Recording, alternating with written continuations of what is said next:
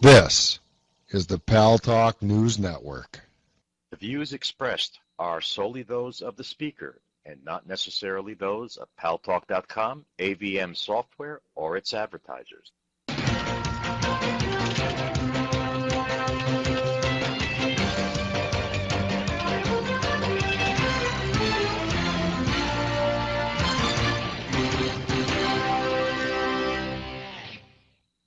Talk is Online. News Talk Online is a production of Paltalk.com, the largest multimedia interactive program on the internet with more than 4 million unique users on demand on iTunes and on YouTube, and on my blog, GaryBaumgarten.com, where you're encouraged to post your comments, whether you agree with yours truly or not, no retribution, and where you ought to be subscribing to my Twitter feed, twitter.com/GaryBaumgarten, so you can read a lot of stuff that you may or may not see or hear in the mainstream media. And thanks to our good friends at CRN Digital Talk Radio, we're syndicated to an additional 12 million households. I am your host, Gary Baumgarten. I welcome you to the show. Today at the Paltalk News Network website, www.paltalknewsnetwork.com, our lead story is entitled Friend or Foe, a look at the complex relationship between the United States and Pakistan. It's written by our own J.D. Adamick. We're supposed to have Eleanor Schmiel on today, the feminist, but she was called away to the White House by the President of the United States. And so I actually got the call a few minutes after 4.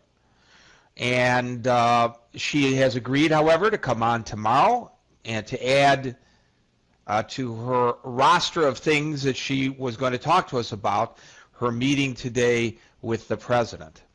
That being said, it's almost fortuitous that the president called her away from us, because this morning a massive car bomb went off in Pakistan at a women's market. And 100 people were killed, 200 were injured, most of them, of course, because of the nature of the marketplace, women.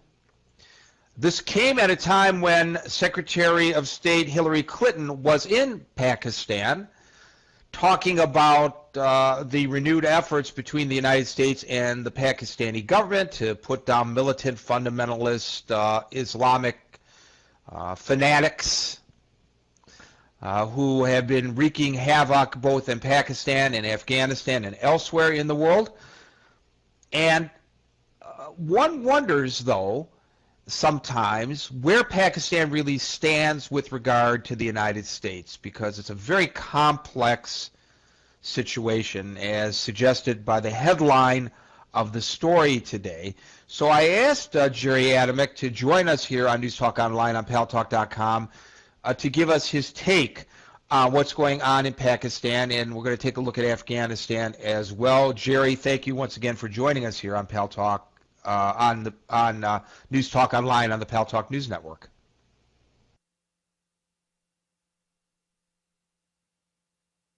Jerry, you were just there a second ago. Boys, did we lose him? No, there you are. I'm here. There you are. I had something on another screen that I didn't click back onto Paltalk. Thank you. It's my pleasure to be here.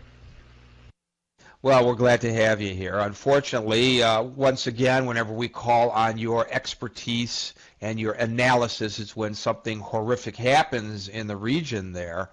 On the one hand, the United States has given the Pakistani army a lot of money to go after the Taliban. On the other hand, the Taliban are pushing back, obviously, with a series of bombings, the most deadly in this very deadly month of actions by the Taliban this morning at the marketplace, where 100 people were killed, 200 injured. And one has to ask, Jerry, who's really in control of the situation over there? Well, the only stable power in Pakistan is the army, is the military. I mean, let's not mince words, okay? Zardari is a figurehead. He actually has no individual power. He is making some money on the side, obviously. His history sort of prophesizes that. But the power in Pakistan is the army. Now, from what I've read about this explosion in the women's market, I'm not sure that it was the Taliban or Al Qaeda. Remember, Pakistan still has a minority Shia population, and they are vociferously anti anything Sunni, and of course aided and abetted by Iran. So I'm not sure who I would credit, God help me, I hate that word, with this bombing, though it will come out. I personally suspect it is the Shia minority trying to lay claim to whatever they think they are owed. Well, regardless of whether this particular bombing was the work of the Taliban or not, and if the Shia are also wreaking havoc, I guess it speaks to the fragile nature of the civil authorities, the civil government there in Pakistan.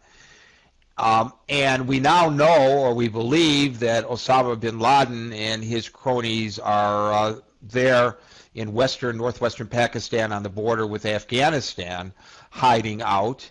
And yet the United States can't go in, as you have put it in the past, in hot pursuit against Al-Qaeda. So we're now paying, basically, the Pakistani army to be our surrogates, and they have launched what they say is kind of a surge against the Taliban. But how serious is this military action in the first place?